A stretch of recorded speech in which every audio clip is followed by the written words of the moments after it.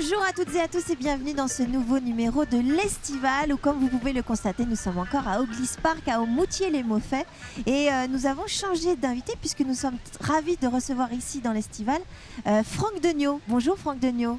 Bonjour Adèle. Merci d'avoir accepté cette invitation. Alors vous êtes venu de loin parce que vous êtes de Saint-Hilaire-de-Loulay, c'est ça? Vous habitez à 1 heure de route pratiquement d'ici. Voilà, c'est ça. Près de Montaigu.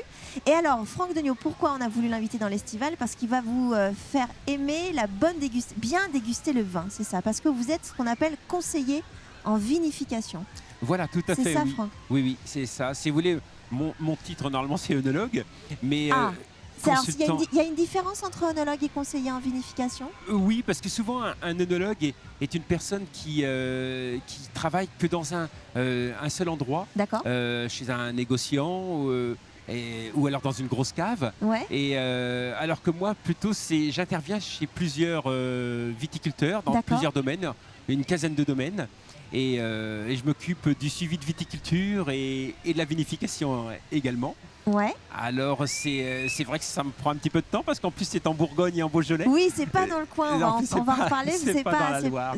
Mais vous êtes installé en Vendée. Oui, j'habite en Vendée, oui, depuis quelques années. Et vous venez nous voir parce que vous avez écrit ce livre qui s'appelle Les clés de la dégustation. On avait pu voir un reportage de Cyril Guillet dans le journal sur la chaîne TV, sur TV Vendée. C'est un livre qui va nous donner, c'est ça, toutes les bonnes façons de pouvoir boire du vin. Voilà. Tout en modération, c'est comme on dit, en consommer en modération. On va le dire tout de suite, comme ça sera le début de l'émission. Oui, c'est vrai que c'était un petit peu le but lorsque j'ai décidé d'écrire ce livre-là, il y a à peu près 6 ans maintenant. Et c'était de faire un livre sur la dégustation, mais avec une facilité de lecture.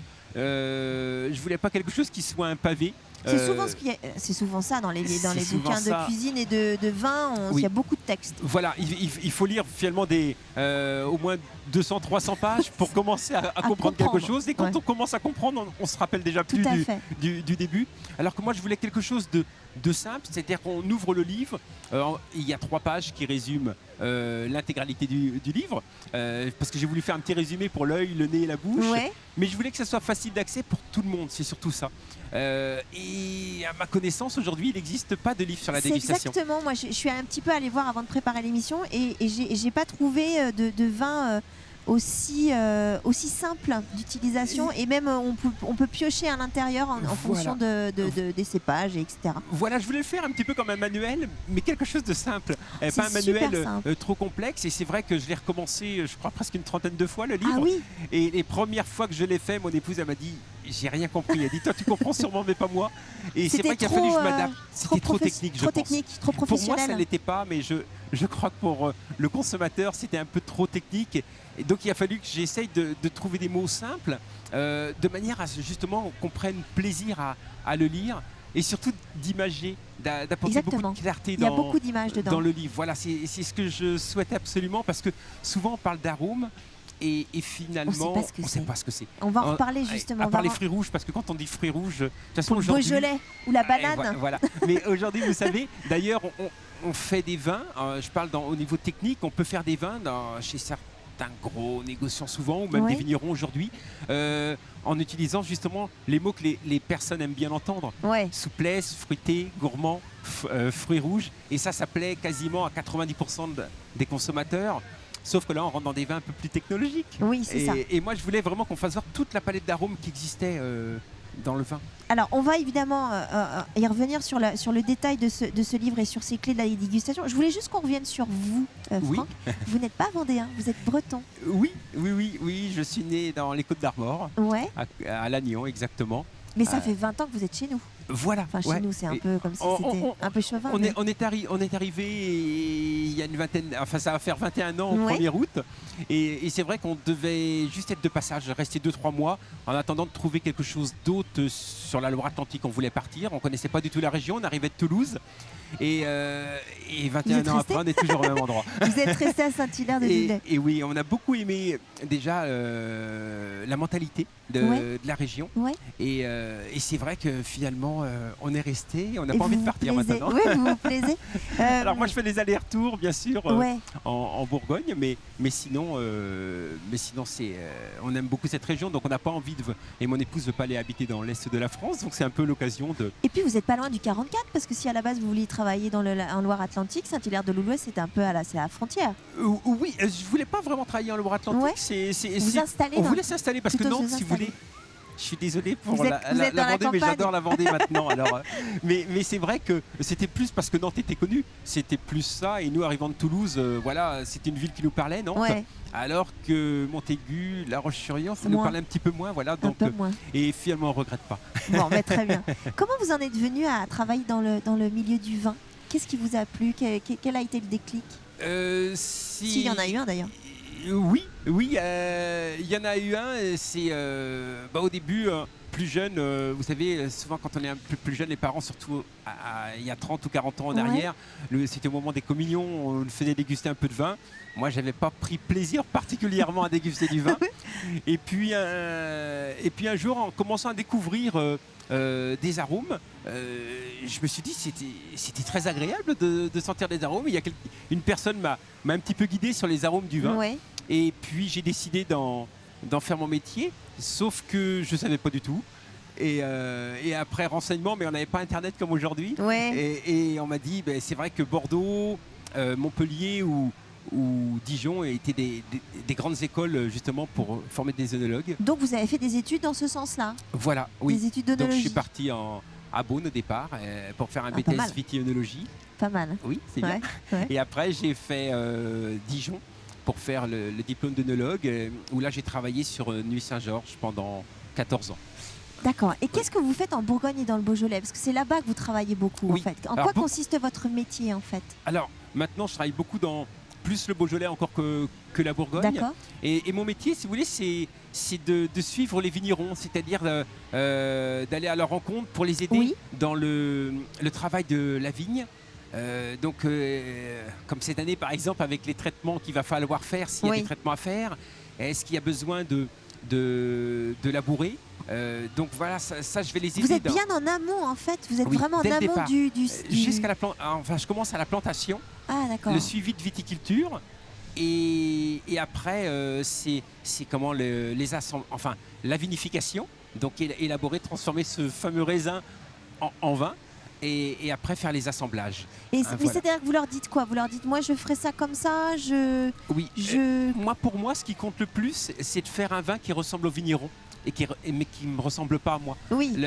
Donc c'est déjà de bien connaître le vigneron, son tempérament, parce qu'aussi on s'aperçoit souvent qu'un vin... Ah, c'est lié au caractère du vigneron aussi. C'est incroyable comme le vin peut ressembler énormément au vigneron. Ouais. Donc c'est de bien connaître le vigneron et après de bien connaître ses parcelles. Parce qu'effectivement, mieux on connaît les parcelles, plus ça sera facile, parce qu'on sait exactement déjà s'il faut replanter ce qu'il va falloir replanter comme cépage ou comme variété de cépage. Oui. Et après, également pour les vendanges, quand on les connaît, c'est plus facile. Je vois moi, chez les vignerons chez lesquels j'interviens en Beaujolais, et bien c'est vrai qu'on a fait des carottages pour aller sonder le sol. Pour voir comment était le sol, etc. La qualité du sol. Maintenant, pour les périodes de vendange, quand est-ce qu'il va falloir vendanger pour que ça soit vraiment à maturité. Bon, quand Dame Nature, elle est là. Parce Clémente. que cette année, c'est un petit peu plus compliqué. C'est compliqué cette année, oui. C'est plus compliqué. Alors, c'est vrai qu'on a fait des essais cette année également sur Brouilly, notamment, et Juliena. Ouais. Et où on a planté entre les rangs de vignes de l'orge. Pour quelle raison? Et on vient de se rendre compte, c'est superbe. Alors en plus, on a de la chance, il pleut cette année. Ouais. Et bien, l'orge absorbe toute l'humidité du sol et tue les mauvaises herbes. De manière naturelle en plus. Naturellement, donc on n'a plus besoin de traiter. Bon, par contre, il faut bien s'occuper de l'orge. Ouais. Et en plus, elle garde les insectes qui sont bons pour la vigne. Et elle détruit ceux qui sont mauvais. Donc finalement... C'est génial, il n'y a pas besoin de pesticides, il n'y a pas besoin de... Non, c'est une méthode qui vient de Suisse. D'accord. Et je pense qu'on est les tout premiers à le mettre en place, à le mettre en œuvre, cette technique-là. Alors on a planté une partie en blé, une partie en orge. Par contre, ça n'arrivera pas aussi haut que dans un champ de céréales parce que déjà on ne met pas d'engrais. Ouais. Donc, mais on arrivera à 50-60 cm à peu près de hauteur. et en même temps, à fin août, on va tout couper, tout faucher, de manière à éviter l'érosion du sol après avec les pluies qu'on peut avoir au mois d'octobre. Donc tout va rester en tapis au sol et c'est naturel. Alors, je reviens sur votre rôle de conseiller en vinification. Il y en a beaucoup en France? Oui. C'est vrai que maintenant, il y en a beaucoup, mais il y en a beaucoup qui partent aussi à l'étranger. C'est vrai qu'on a beaucoup plus d'écoles que moi à mon époque, quand je suis sorti dans les années 80. Maintenant, il y en a plus, et c'est vrai qu'on peut s'occuper de plusieurs domaines. Oui, vous n'êtes pas cloîtré à un seul cépage ou un seul voilà. cépage. Mais il y a des personnes très très connues qui sont consultants comme ça en vinification et qui s'occupent de près de 200 domaines. Mais surtout sur le Bordelais et à l'étranger également. Est-ce que le fait d'avoir recours à vos conseils, c'est quoi? C'est parce que le vigneron n'a pas la capacité à prendre assez de recul par rapport à sa terre, son cépage, sa façon d'exploiter sa terre? Oui, je crois que c'est que le vigneron, des fois, il a du mal à être objectif aussi. Ouais, et pour lui, ce qu'il fait, ça peut être que bien, sinon il ne le ferait pas. Et je pense que des fois, d'avoir un œil extérieur, ça permet d'avoir peut-être une idée qu'il n'avait pas eue. Et puis surtout d'aller après pratiquer les analyses aussi, que le vigneron ne va pas forcément faire, ou va faire les premières analyses, mais pas celles un peu plus complexes. Donc voilà, c'est vraiment pour lui, je pense, un soutien en même temps. Alors, quand ce sont des bonnes années, aucun souci. Il n'y a pas de souci. Il n'y a pas besoin et quand c'est d'œnologue, des années quasiment. un peu plus difficiles. Mais comme cette année, par exemple, je pense oui. Et c'est là qu'on voit la différence après des vins. Je vous coupe, mais ça veut dire que par exemple une année comme celle-ci qui est un peu plus délicate pour les vignerons, ça veut dire que vous avez plus de travail? Ah oui. Oui. Là, pour le coup, on fait plus appel à vous. On est vraiment obligé d'intervenir, oui, parce que si vous voulez, ce qui est compliqué, c'est la réponse finale. Et c'est le vin. Lui, au bout d'un moment, il se dit, je sais plus quoi faire. Ouais, c'est le vin. Donc l'œnologue, on demande à l'œnologue, et si l'œnologue il se trompait, eh bien, ça serait pas de sa faute à lui. Ouais, aussi. C'est ça. Donc il faut prendre une décision. Je et je comprends que lorsqu'on est vigneron des fois, eh bien la décision n'est pas toujours simple. Même pour nous, elle n'est pas toujours simple non plus à prendre, parce que moi, ça m'arrive des fois de dire à des vignerons, il fait très beau, comme l'année dernière par exemple, il faisait très beau en juillet, et de dire aux vignerons, il va falloir retirer un petit peu de grappe parce que ça ne va pas aller à maturité pour le mois de septembre. Et là, on vous regarde, on dit, c'est pas possible, vu le temps qu'il fait. Je peux pas le faire. Ben non. Je peux pas le faire. Et finalement, le mois d'août a été très frais l'année dernière, et le mois de septembre était pluvieux et frais. Ouais. Et après, on a un mois d'octobre plutôt chaud. Oui, mais les vendanges étaient faites. Trop tard, parce que c'était en septembre. Heureusement qu'on avait retiré quelques grappes en juillet. Mais c'est la décision à prendre. Alors nous, on essaye de se fier par rapport aux météos agricoles, qui sont quand même relativement fiables. Mais on peut avoir des risques. Alors si vous faites retirer du raisin et que finalement il faisait super beau, le vigneron dit, j'ai perdu... C'est compliqué. Enfin, c'est vrai qu'on a l'impression que c'est très simple et qu'on est lié à la météo, etc.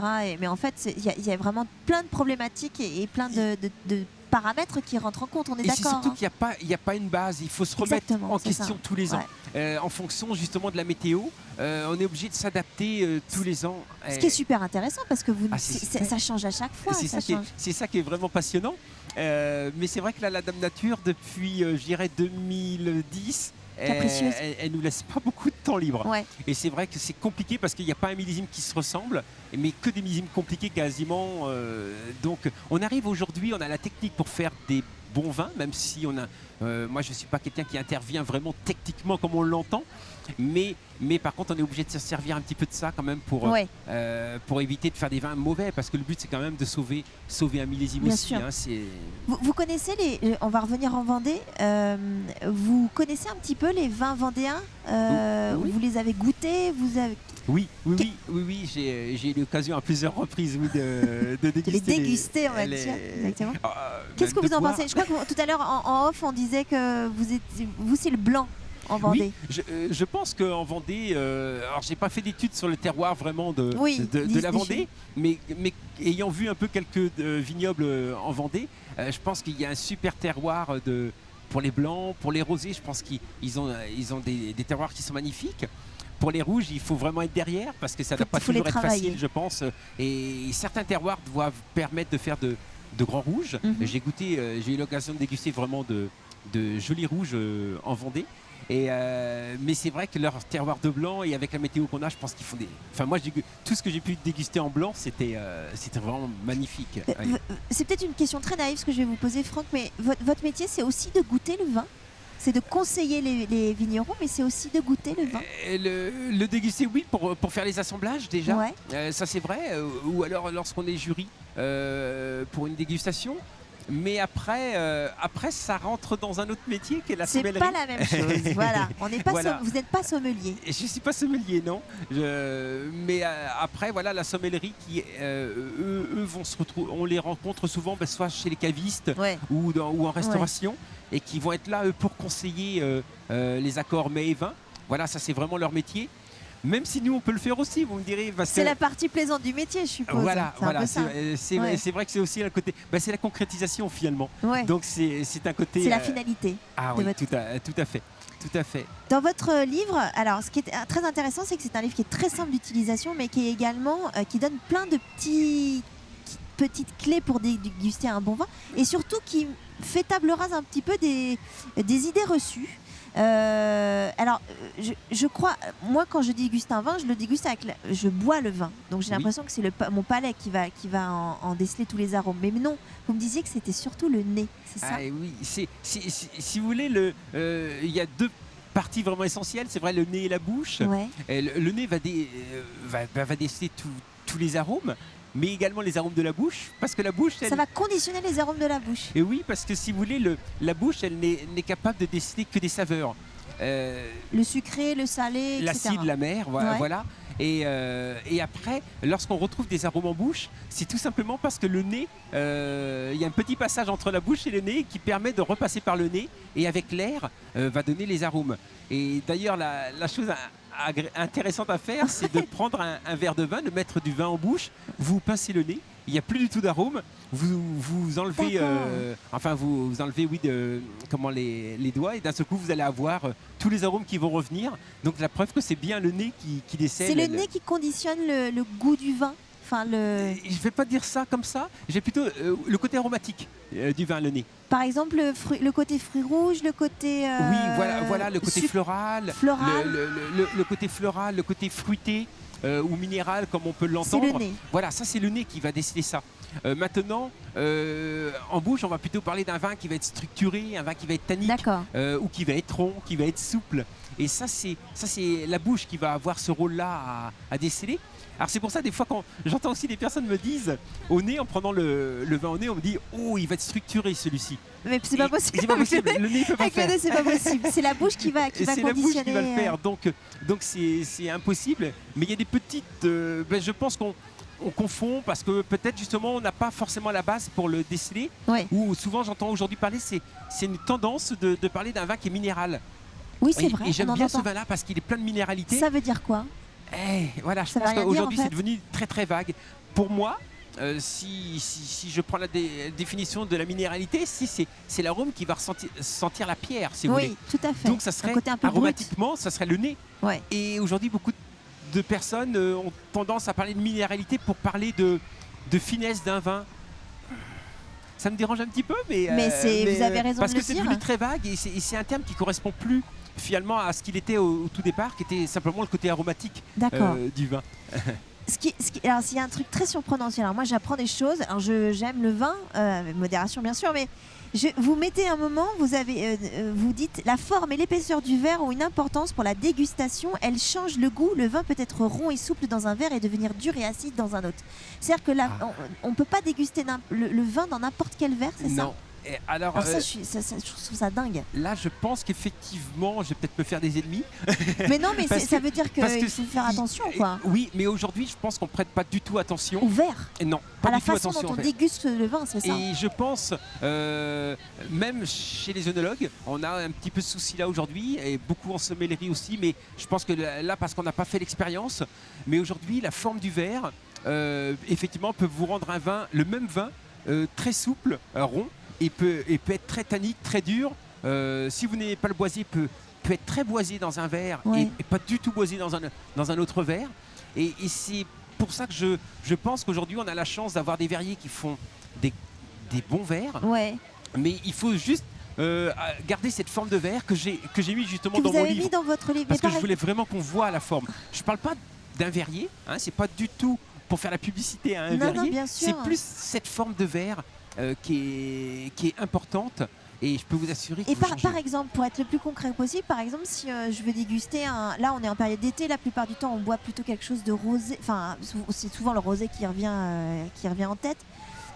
Comment je dois le déguster? Je sais pas moi, un rosé de d'Anjou par exemple. Oui, un rosé. Dans quel verre je dois le déguster? Alors, dans ces grands verres, des grands verres. Les grands, il faudrait avoir minimum, pour que ce soit agréable, 35 centilitres. Et des verres qui sont une grosse forme tulipe, une grosse tulipe en forme de goutte, oui. Voilà. D'accord. Et donc vous servez tous les vins dans ce verre-là, du moment qu'il est 35 centilitres, qu'il soit assez large. Assez large. Et qui se referme un peu vers le haut. Et pourquoi dans ce verre-là, déguster du rosé, notamment je pense au rosé d'Anjou, mais il y en aurait d'autres, pourquoi? Qu'est-ce que ça va faire au vin? Pourquoi cette forme-là? On va lui emmener tout le côté aromatique au vin et ce côté souplesse.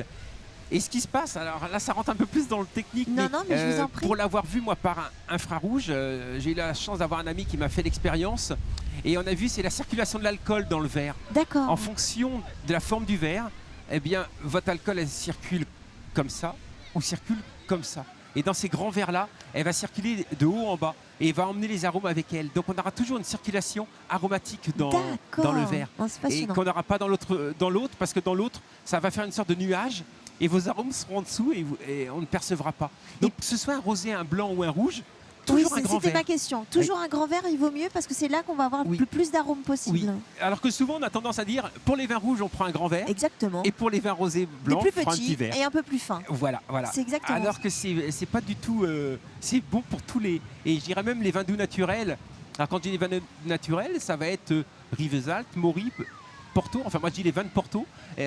Pour les vins de Porto, c'est pareil. Servez-les dans des grands verres à vin.